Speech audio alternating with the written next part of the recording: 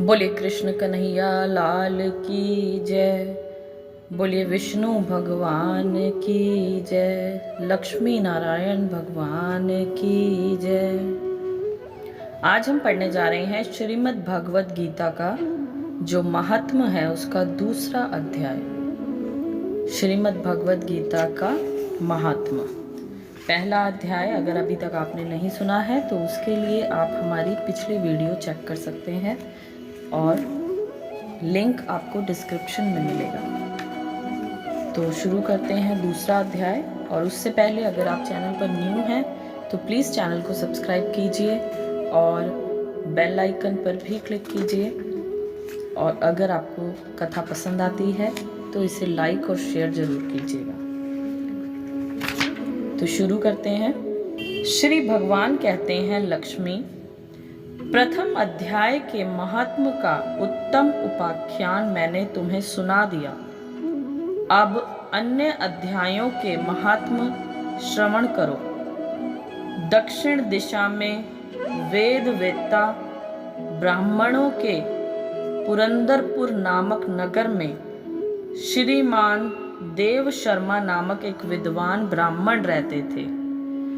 वे अतिथियों के पूजक, स्वाध्यायशील, वेद शास्त्रों के विशेषज्ञ, यज्ञों का अनुष्ठान करने वाले और तपस्वियों के लिए सदा ही प्रिय थे।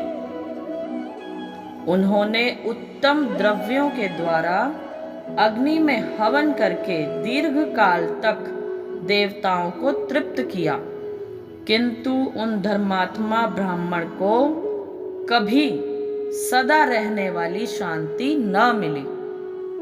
वे परम कल्याणमय तत्व का ज्ञान प्राप्त करने की इच्छा से प्रतिदिन प्रचुर सामग्रियों के द्वारा सत्य संकल्प वाले तपस्वियों की सेवा करने लगे। इस प्रकार शुभ आचरण करते हुए उन्हें बहुत समय बीत गया। तदंतर एक दिन पृथ्वी पर उनके समक्ष एक त्यागी महात्मा प्रकट हुए। वे पूर्ण अनुभवी, आकांक्षा रहित, नासिका के अग्र भाग पर दृष्टि रखने वाले तथा शांत चित्त थे। निरंतर परमात्मा के चिंतन में संलग्न हो वे सदा आनंद विभोर रहते थे। देव शर्मा ने उन नित्य संतुष्ट तपस्वी को शुद्ध भाव से प्रणाम किया और पूछा, महात्मन, मुझे शांतिमय स्थिति कैसे प्राप्त होगी? तब उन आत्मज्ञानी संत ने देव शर्मा को सोपुर ग्राम के निवासी मित्रवान का, जो बकरियों का चरवाहा था, परिचय दिया और कहा कि तुम्हें उपदेश वही देगा। यह सुनकर देव शर्मा ने महात्मा के चरणों की वंदना की और समृद्धिशाली सोपुर ग्राम में पहुंचकर उसके उत्तर भाग में एक विशाल वन देखा। उसी वन में नदी के किनारे एक शिला पर मित्रवान बैठा था। उसके नेत्र आनंदा तरीके से निश्चल हो रहे थे। वह अपलक दृष्टि से देख रहा था। वह स्थान आपस का स्वाभाविक वैर छोड़कर एकत्रित हुए परस्पर विरोधी जंतुओं से घिरा था। वहां उद्यान में मंद मंद वायु चल रही थी। मृगों के झुंड शांत भाव से बैठे थे और मित्रवान दया से भरी हुई आनंदमयी मनोहारिणी दृष्टि से पृथ्वी पर मानो अमृत छिड़क रहा था। इस रूप में उसे देखकर देव शर्मा का मन प्रसन्न हो गया। वे उत्सुक होकर बड़ी विनय के साथ मित्रवान के पास गए। मित्रवान ने अपने मस्तक को किंचित नवाकर देव शर्मा का सत्कार किया। तदंतर विद्वान देव शर्मा अनन्य चित्त से मित्रवान के समीप गए और जब उनके ध्यान का समय समाप्त हो गया उस समय उन्होंने अपने मन की बात पूछी। महाभाग, मैं आत्मा का ज्ञान प्राप्त करना चाहता हूँ। मेरे इस मनोरथ की पूर्ति के लिए मुझे किसी ऐसे उपाय का उपदेश कीजिए जिसके द्वारा सिद्धि प्राप्त हो चुकी हो। देव शर्मा की बात सुनकर मित्रवान ने एक क्षण तक कुछ विचार किया और उसके बाद इस प्रकार कहा, विद्वन, एक समय की बात है, मैं वन के भीतर बकरियों की रक्षा कर रहा था। इतने में ही एक भयंकर व्याघ्र पर मेरी दृष्टि पड़ी, जो मानो सबको ग्रस लेना चाहता था। मैं मृत्यु से डरता था, इसीलिए व्याघ्र को आते देख बकरियों के झुंड को आगे करके वहां से भाग चला। किंतु एक बकरी तुरंत ही सारा भय छोड़कर नदी के किनारे उस बाघ के पास बेरोक टोक चली गई। फिर तो व्याघ्र भी द्वेष छोड़कर चुपचाप खड़ा हो गया। उसे इस अवस्था में देखकर बकरी बोली, व्याघ्र, तुम्हें तो अभीष्ट भोजन प्राप्त हुआ है। मेरे शरीर से मांस निकालकर प्रेम पूर्वक खाओ। तुम इतनी देर से खड़े क्यों हो? तुम्हारे मन में मुझे खाने का विचार क्यों नहीं हो रहा है? व्याघ्र बोला, बकरी, इस स्थान पर आते ही मेरे मन से द्वेष का भाव निकल गया, भूख प्यास भी मिट गई, इसलिए पास आने पर भी अब मैं कुछ खाना नहीं चाहता। व्याघ्र के यूं कहने पर बकरी बोली, न जाने मैं कैसे निर्भय हो गई हूँ। इसमें क्या कारण हो सकता है? यदि तुम जानते हो तो बताओ।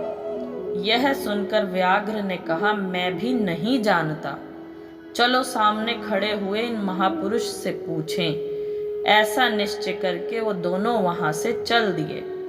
उन दोनों के स्वभाव में यह विचित्र परिवर्तन देखकर मैं बहुत विस्मय में पड़ गया था। इतने में ही उन्होंने मुझसे ही आकर प्रश्न किया। वहां की वृक्ष की शाखा पर एक वानर राज था। उन दोनों के साथ मैंने भी वानर राज से पूछा। विप्रवर, मेरे पूछने पर वानर राज ने आदर पूर्वक कहा, अजापाल सुनो, इस विषय में मैं तुम्हें प्राचीन वृतांत सुनाता हूँ। यह समय वन के भीतर जो बहुत बड़ा मंदिर है उसकी ओर देखो। उसमें ब्रह्मा जी का स्थापित किया हुआ एक शिवलिंग है। पूर्व काल में यहाँ सुकर्मा नामक एक बुद्धिमान महात्मा रहते थे, जो तपस्या में संलग्न होकर इस मंदिर में उपासना करते थे। वे वन में से फूलों का संग्रह कर लाते और नदी के जल से पूजनीय भगवान शंकर को स्नान कराकर उन्हीं से उनकी पूजा किया करते थे। इस प्रकार आराधना का कार्य करते हुए सुकर्मा यहाँ निवास करते थे। बहुत समय के बाद उनके समीप किसी अतिथि का आगमन हुआ। सुकर्मा ने भोजन के लिए फल लाकर अतिथि को अर्पण किया और कहा, विद्वन, मैं केवल तत्व ज्ञान की इच्छा से भगवान शंकर की आराधना करता हूँ। आज इस आराधना का फल परिपक्व होकर मुझे मिल गया, क्योंकि इस समय आप जैसे महापुरुष ने मुझ पर अनुग्रह किया है। सुकर्मा के ये मधुर वचन सुनकर तपस्या के धनी महात्मा अतिथियों को बड़ी प्रसन्नता हुई। उन्होंने एक शिलाखंड पर गीता का दूसरा अध्याय लिख दिया और ब्राह्मण को उसके पाठ एवं अभ्यास के लिए आज्ञा देते हुए कहा, ब्राह्मण, इससे तुम्हारा आत्मज्ञान संबंधी मनोरथ अपने आप सफल हो जाएगा। यों कहकर वे बुद्धिमान तपस्वी सुकर्मा के सामने ही उनके देखते देखते अंतर्ध्यान हो गए। सुकर्मा विस्मित होकर उनके आदेश के अनुसार निरंतर गीता के द्वितीय अध्याय का अभ्यास करने लगे। तदंतर दीर्घ काल के पश्चात अंतःकरण शुद्ध होकर उन्हें आत्मज्ञान की प्राप्ति हुई। फिर वे जहां जहां गए वहां वहां का तपोवन शांत हो गया। उनमें शीत उष्ण और राग द्वेष आदि की बाधाएं दूर हो गईं। इतना ही नहीं, उन स्थानों में भूख प्यास का कष्ट भी जाता रहा तथा भय का सर्वथा अभाव हो गया। यह सब द्वितीय अध्याय का जप करने वाले सुकर्मा ब्राह्मण की तपस्या का ही प्रभाव समझो। मित्रवान कहता है, वानर राज के यूं कहने पर मैं प्रसन्नता पूर्वक बकरी और व्याघ्र के साथ उस मंदिर की ओर गया। वहां जाकर शिलाखंड पर लिखे हुए गीता के द्वितीय अध्याय को मैंने देखा और पढ़ा। उसी की आवृत्ति करने से मैंने तपस्या का पार पा लिया है। अतः भद्र पुरुष, तुम भी सदा द्वितीय अध्याय की ही आवृत्ति किया करो।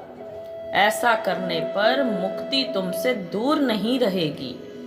श्री भगवान कहते हैं, प्रिय मित्रवान के इस प्रकार उपदेश देने पर देव शर्मा ने उसका पूजन किया और उसे प्रणाम करके पुरंदरपुर की राह ली।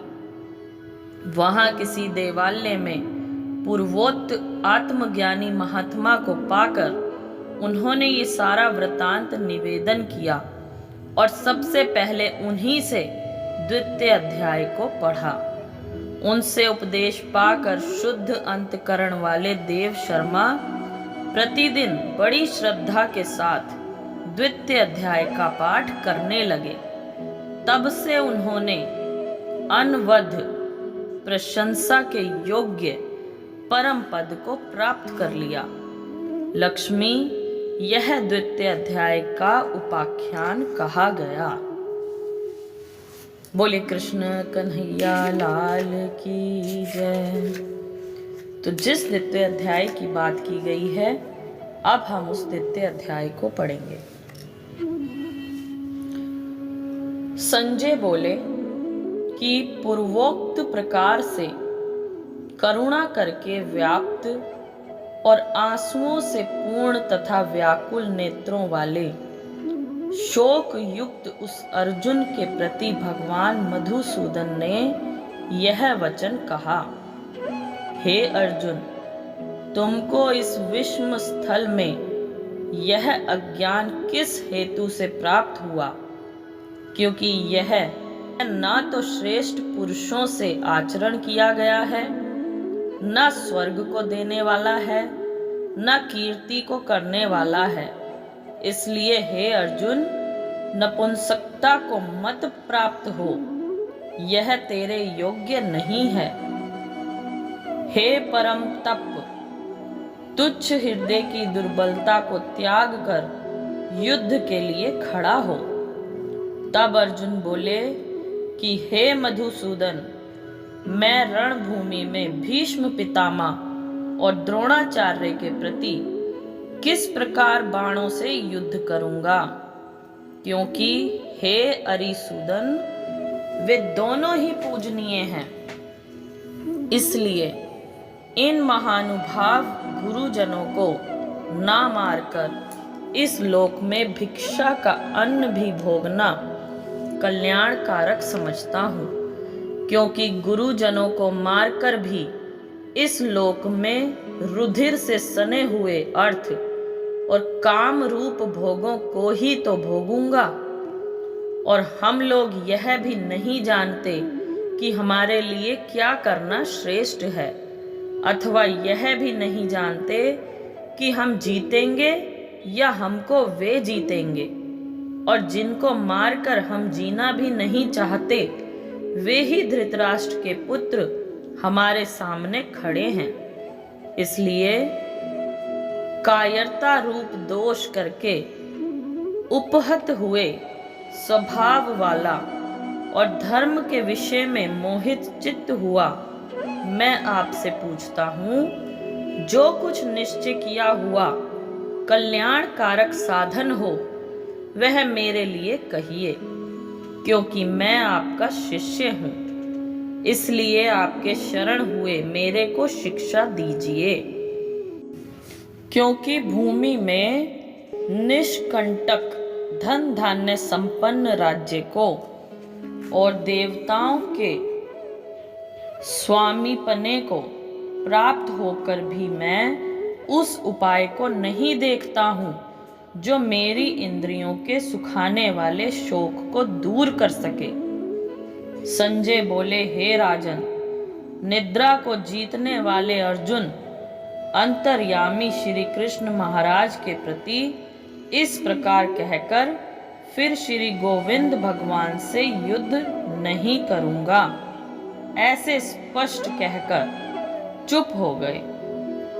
उसके उपरांत हे भरतवंशी धृतराष्ट्र, अंतर्यामी श्री कृष्ण महाराज ने दोनों सेनाओं के बीच में उस शोकयुक्त अर्जुन को हंसते हुए ये वचन कहे, हे अर्जुन, तू ना शोक करने योग्यों के लिए शोक करता है और पंडितों के से वचनों को कहता है, परंतु पंडित जन जिनके प्राण चले गए हैं उनके लिए और जिनके प्राण नहीं गए हैं उनके लिए भी शोक नहीं करते हैं, क्योंकि आत्मा नित्य है, इसलिए शोक करना अयुक्त है। वास्तव में ना तो ऐसे ही है कि मैं किसी काल में नहीं था, अथवा तू नहीं था, अथवा ये राजा लोग नहीं थे, और ना ऐसा ही है कि इससे आगे हम सब नहीं रहेंगे। किंतु जैसे जीवात्मा की इस देह में कुमार, युवा और वृद्धावस्था होती है, वैसे ही अन्य शरीर की प्राप्ति होती है। उस विषय में धीर पुरुष नहीं मोहित होता है, अर्थात जैसे कुमार युवा और जरावस्था रूप स्थूल शरीर का विकार अज्ञान से आत्मा में भासता है, वैसे ही एक शरीर से दूसरे शरीर को प्राप्त होना रूप सूक्ष्म शरीर का विकार भी अज्ञान से ही आत्मा में भासता है। इसलिए तत्व को जानने वाला धीर पुरुष इस विषय में नहीं मोहित होता है। हे कुंती पुत्र, सर्दी गर्मी और सुख दुख को देने वाले इंद्रिय और विषयों के संयोग तो क्षणभंगुर और अनित्य हैं। इसलिए हे भरतवंशी अर्जुन, उनको तू सहन कर, क्योंकि हे पुरुष श्रेष्ठ, दुख सुख को समान समझने वाले जिस धीर पुरुष को ये इंद्रियों के विषय व्याकुल नहीं कर सकते, वह मोक्ष के लिए योग्य होता है। और हे अर्जुन, असत वस्तु का तो अस्तित्व नहीं है और सत्य का अभाव नहीं है। इस प्रकार इन दोनों का ही तत्वज्ञानी पुरुषों द्वारा देखा गया है। इस न्याय के अनुसार नाश रहित तो उसको ज्ञान की जिससे यह संपूर्ण जगत व्याप्त है, क्योंकि इस अविनाशी का विनाश करने को कोई भी समर्थ नहीं है। और इस नाश रहित अप्रमेय नित्य स्वरूप जीवात्मा के ये सब शरीर नाशवान हो गए हैं। इसलिए हे भरतवंशी अर्जुन, तू युद्ध कर। जो इस आत्मा को मारने वाला समझता है तथा जो इसको मरा मानता है, वो दोनों ही नहीं जानते कि क्योंकि यह आत्मा न मरता है और न मारा जाता है। यह आत्मा किसी काल में भी न जन्मता है और न मरता है, अथवा न यह आत्मा हो करके फिर होने वाला है, क्योंकि ये अजन्मा नित्य शाश्वत और पुरातन है। शरीर के नाश होने पर भी यह नाश नहीं होता है। हे प्रथा पुत्र अर्जुन, जो पुरुष इस आत्मा को नाश रहित नित्य अजन्मा और अव्यय जानता है, वह पुरुष कैसे किसी को मरवाता है और कैसे किसी को मारता है। और यदि तू कहे कि मैं तो शरीर के वियोग का शोक करता हूँ, तो यह भी उचित नहीं है। क्योंकि जैसे मनुष्य पुराने वस्त्रों को त्याग कर दूसरे नए वस्त्रों को धारण करता है, वैसे ही जीवात्मा पुराने शरीर को त्याग कर दूसरे नए शरीर को प्राप्त करती है। हे अर्जुन, इस आत्मा को शस्त्र आदि नहीं काट सकते हैं, और इसको आग नहीं जला सकती, और इसको जल गीला नहीं कर सकते, और वायु नहीं सुखा सकती, क्योंकि यह आत्मा अच्छेद है, यह आत्मा अदाह है, अकेद और अशोष्य है, तथा यह आत्मा निसंदेह नित्य सर्वव्यापक अचल स्थिर रहने वाला और सनातन है। यह आत्मा अव्यक्त अर्थात इंद्रियों का अविषय और आत्मा के अचिंत्य अर्थात मन का अविषय, और यह आत्मा विकार रहित अर्थात न बदलने वाला कहा गया है। इससे हे अर्जुन, इस आत्मा को ऐसा जानकर तू शोक करने योग्य नहीं है, अर्थात तुझे शोक करना उचित नहीं है।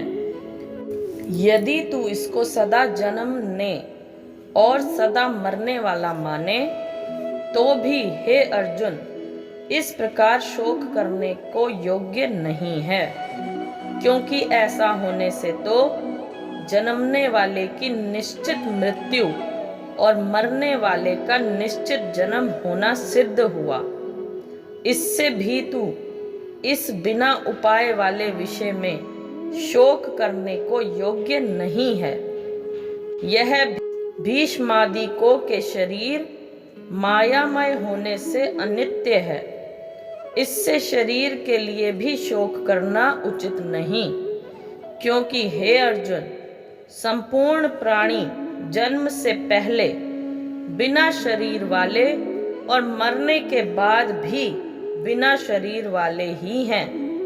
केवल बीच में ही शरीर वाले प्रतीत होते हैं, फिर उस विषय में क्या चिंता है। हे अर्जुन, यह आत्म तत्व बड़ा गहन है, इसलिए कोई महापुरुष ही इस आत्मा को आश्चर्य की ज्यों देखता है, और वैसे ही दूसरा कोई महापुरुष ही आश्चर्य की ज्यों इसके तत्व को कहता है, और दूसरा कोई ही इस आत्मा को आश्चर्य ज्यों सुनता है, और कोई कोई सुनकर भी इस आत्मा को नहीं जानता। हे अर्जुन, यह आत्मा सबके शरीर में सदा ही अवध्य है। अवध्य अर्थात जिसका वध नहीं किया जा सके। इसलिए संपूर्ण भूत प्राणियों के लिए तू शोक करने को योग्य नहीं है, और अपने धर्म को देखकर भी तू भय करने को योग्य नहीं है, क्योंकि धर्मयुक्त युद्ध से बढ़कर दूसरा कोई कल्याणकारक कर्तव्य क्षत्रिय के लिए नहीं है। हे पार्थ, अपने आप प्राप्त हुए और खुले हुए स्वर्ग के द्वार रूप इस प्रकार के युद्ध को भाग्यवान क्षत्रिय लोग ही पाते हैं, और यदि तू इस धर्मयुक्त संग्राम को नहीं करेगा, तो स्वधर्म को और कीर्ति को खोकर पाप को प्राप्त होगा, और सब लोग तेरी बहुत काल तक रहने वाली अपनी कीर्ति को भी कथन करेंगे, और वह अपकीर्ति माननीय पुरुष के लिए मरण से भी अधिक बुरी होती है। और जिनके तू बहुत माननीय होकर भी अब तुच्छता को प्राप्त होगा, वे महारथी लोग तुझे भय के कारण युद्ध से उपराम हुआ मानेंगे, और तेरे वैरी लोग तेरे सामर्थ्य की निंदा करते हुए बहुत से ना कहने योग्य वचनों को कहेंगे। फिर उससे अधिक दुख क्या होगा। इससे युद्ध करना तेरे लिए सब प्रकार से अच्छा है, क्योंकि या तो मरकर स्वर्ग को प्राप्त होगा अथवा जीतकर पृथ्वी को भोगेगा। इससे हे अर्जुन, युद्ध के लिए निश्चय वाला होकर खड़ा हो। यदि तुझे स्वर्ग तथा राज्य की इच्छा ना हो तो भी सुख दुख, लाभ हानि और जय पराजय को समान समझकर उसके उपरांत युद्ध के लिए तैयार हो। इस प्रकार युद्ध करने से तू पाप को प्राप्त नहीं होगा। हे पार्थ, यह बुद्धि तेरे लिए ज्ञान योग के विषय में कही गई और इसी को अब निष्काम कर्म योग के विषय में सुने। जिस बुद्धि से युक्त हुआ तू कर्मों के बंधन को अच्छी तरह से नाश करेगा। इस निष्काम कर्म योग में आरंभ का अर्थात बीज का नाश नहीं है और उल्टा फलस्वरूप दोष भी नहीं होता है। इसलिए इस निष्काम कर्म योग रूप धर्म का थोड़ा भी साधन जन्म मृत्यु रूप महान भय से उद्धार कर देता है।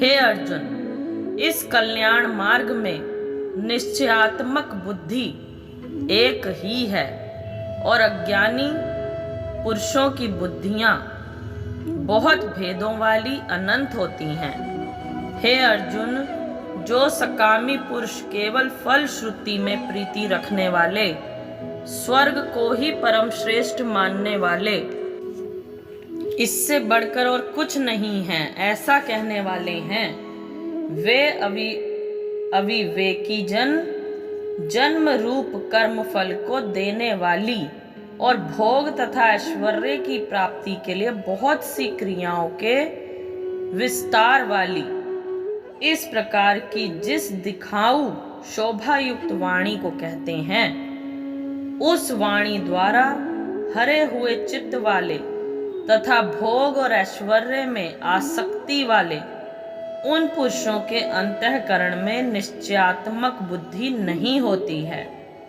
हे अर्जुन, सब वेद तीनों गुणों के कार्य स्वरूप संसार को विषय करने वाले अर्थात प्रकाश देने वाले हैं। इसलिए तू असंसारी अर्थात निष्कामी और सुख दुखादि द्वंद्वों से रहित नित्य वस्तु में स्थित तथा योग क्षेम को ना चाहने वाला और आत्मपरायण हो, क्योंकि मनुष्य का सब ओर से परिपूर्ण जलाशय के प्राप्त होने पर छोटे जलाशय में जितना प्रयोजन रहता है, अच्छी प्रकार ब्रह्म को जानने वाले ब्राह्मण का भी सब वेदों में उतना ही प्रयोजन रहता है। अर्थात जैसे बड़े जलाशय के प्राप्त हो जाने पर जल के लिए छोटे जलाशयों की आवश्यकता नहीं रहती, वैसे ही ब्रह्मानंद की प्राप्ति होने पर आनंद के लिए वेदों की आवश्यकता नहीं रहती। इससे तेरा कर्म करने मात्र में ही अधिकार होवे, फल में कभी नहीं, और तू कर्मों के फल की वासना वाला भी मत हो तथा तेरी कर्म ना करने में भी प्रीति ना होवे। हे धनंजय, आसक्ति को त्याग कर तथा सिद्धि और असिद्धि में समान बुद्धि वाला होकर योग में स्थित हुआ कर्मों को कर। यह समत्व भाव अर्थात जो कुछ भी कर्म किया जाए उसे पूर्ण होने और ना होने में तथा उसके फल संभाव रहने का नाम समत्व है। तो समत्व भाव ही योग नाम से कहा जाता है। इस समत्व रूप बुद्धि योग से सकाम कर्म अत्यंत तुच्छ है। इसलिए हे धनंजय, समत्व बुद्धि योग का आश्रय ग्रहण कर, क्योंकि फल की वासना वाले अत्यंत दीन है। समत्व बुद्धि युक्त पुरुष पुण्य पाप दोनों को इस लोक में ही त्याग देता है, अर्थात उनसे निपायमान नहीं होता। इससे समत्व बुद्धि योग के लिए ही चेष्टा कर। यह समत्व बुद्धि रूप योग ही कर्मों में चतुरता है तथा कर्म बंधन से छूटने का उपाय है, क्योंकि बुद्धि योग युक्त ज्ञानी जन कर्मों से उत्पन्न होने वाले फल को त्याग कर जन्म रूप बंधन से छूटे हुए निर्दोष अर्थात अमृतमय परम पद को प्राप्त होते हैं। हे अर्जुन, जिस काल में तेरी बुद्धि मोह रूप दलदल को बिल्कुल तर जाएगी, तब तू सुनने योग्य और सुने हुए के वैराग को प्राप्त होगा। जब तेरी अनेक प्रकार के सिद्धांतों को सुनने से विचलित हुई बुद्धि परमात्मा के स्वरूप में अचल और स्थिर ठहर जाएगी, तब तू समत्व रूप योग को प्राप्त होगा। इस प्रकार भगवान के वचनों को सुनकर अर्जुन ने पूछा, हे केशव, समाधि में स्थित स्थिर बुद्धि वाले पुरुष का क्या लक्षण है और स्थिर बुद्धि पुरुष कैसे बोलता है, कैसे बैठता है, कैसे चलता है। उसके उपरांत श्री कृष्ण महाराज बोले, हे अर्जुन, जिस काल में यह पुरुष मन में स्थित संपूर्ण कामनाओं को त्याग देता है, उस काल में आत्मा से ही आत्मा में संतुष्ट हुआ स्थिर बुद्धि वाला कहा जाता है तथा दुखों की प्राप्ति में उद्वेग रहित है। मन जिसका और सुखों की प्राप्ति में दूर हो गई है, स्पृहा जिसकी तथा नष्ट हो गए हैं राग, भय और क्रोध जिसके, ऐसा मुनि स्थिर बुद्धि कहा जाता है। जो पुरुष सर्वत्र स्नेह रहित हुआ उन शुभ तथा अशुभ वस्तुओं को प्राप्त होकर ना प्रसन्न होता है और ना द्वेष करता है, उसकी बुद्धि स्थिर है। और कछुआ अपने अंगों को जैसे समेट लेता है, वैसे ही यह पुरुष जब सब ओर से अपनी इंद्रियों के विषयों से समेट लेता है, तब उसकी बुद्धि स्थिर होती है। यद्यपि इंद्रियों के द्वारा विषयों को न ग्रहण करने वाले पुरुष के भी केवल विषय तो निर्वित हो जाते हैं, परंतु राग नहीं निर्वित होता। और इस पुरुष का तो राग भी परमात्मा को साक्षात करके निर्वत हो जाता है। और हे अर्जुन, जिससे कि यत्न करते हुए बुद्धिमान पुरुष के भी मन को यह प्रमथन स्वभाव वाली इंद्रियां बलात् हर लेती हैं, इसलिए मनुष्य को चाहिए कि उन संपूर्ण इंद्रियों को वश में करके समाहित चित्त हुआ मेरे परायण स्थित होवे, क्योंकि जिस पुरुष की इंद्रियां वश में होती हैं, उसकी ही बुद्धि स्थिर होती है। हे अर्जुन, मन सहित इंद्रियों को वश में करके मेरे परायण न होने से मन के द्वारा विषयों का चिंतन होता है, और विषयों को चिंतन करने वाले पुरुष की उस विषयों में आसक्ति हो जाती है, और आसक्ति से उन विषयों की कामना उत्पन्न होती है, और कामना में विघ्न पड़ने से क्रोध उत्पन्न होता है। क्रोध से अविवेक अर्थात मूढ़ भाव उत्पन्न होता है, और अविवेक से स्मरण शक्ति भ्रमित हो जाती है, और स्मृति के भ्रमित हो जाने से बुद्धि अर्थात ज्ञान शक्ति का नाश हो जाता है, और बुद्धि के नाश होने से यह पुरुष अपने श्रेय साधन से गिर जाता है। परंतु स्वाधीन अंतःकरण वाला पुरुष राग द्वेष से रहित अपने वश में की हुई इंद्रियों द्वारा विषयों को भोगता हुआ अंतःकरण की प्रसन्नता अर्थात स्वच्छता को प्राप्त होता है। उस निर्मलता के होने पर इसके संपूर्ण दुखों का अभाव हो जाता है, और उस प्रसन्न चित्त वाले पुरुष की बुद्धि शीघ्र ही अच्छी प्रकार स्थिर हो जाती है।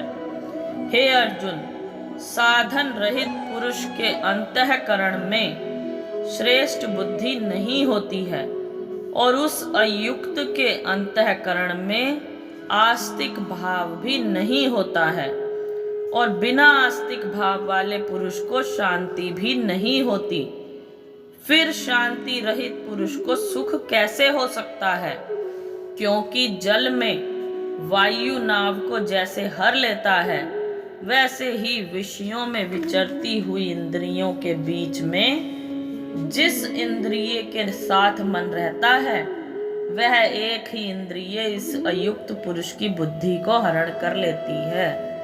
इससे हे महाभावो, जिस पुरुष की इंद्रियां सब प्रकार इंद्रियों के विषय में वश में की हुई होती हैं, उसकी बुद्धि स्थिर होती है। और हे अर्जुन, संपूर्ण भूत प्राणियों के लिए जो रात्रि है, उस नित्य शुद्ध बोध स्वरूप परमानंद में भगवत को प्राप्त हुआ योगी पुरुष जागता है। और जिस नाशवान क्षण भंगुर संसारिक रूप में सब भूत प्राणी जागते हैं, तत्व को जानने वाले मुनि के लिए वह रात्रि है। जैसे सब ओर से परिपूर्ण अचल प्रतिष्ठा वाले समुद्र के प्रति नाना नदियों के जल उसको चलायमान ना करते हुए ही समा जाते हैं, वैसे ही जिस स्थिर बुद्धि पुरुष के प्रति संपूर्ण भोग किसी प्रकार का विकार उत्पन्न किए बिना ही समा जाते हैं, वह पुरुष परम शांति को प्राप्त होता है, ना कि भोगों को चाहने वाला। क्योंकि जो पुरुष संपूर्ण कामनाओं को त्याग कर ममता रहित और अहंकार रहित, सप्रहार रहित हुआ बरतता है, वह शांति को प्राप्त होता है।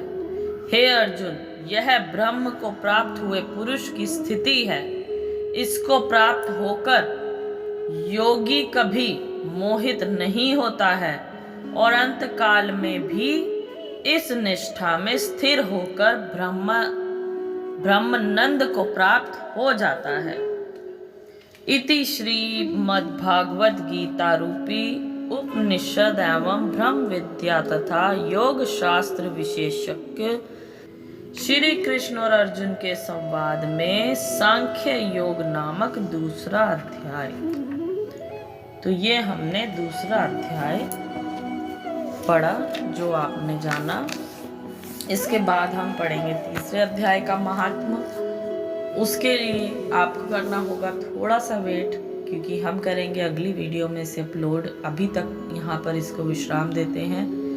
अगर आपको कथा पसंद आ रही हो तो प्लीज़ इसे लाइक और शेयर ज़रूर करें। और इसी तरह किस भगवान की कथा आप सुनना चाहते हैं, आगे किस पाठ को आप सुनना चाहते हैं, आप मुझे प्लीज़ कमेंट करके बताएं। जय श्री राम।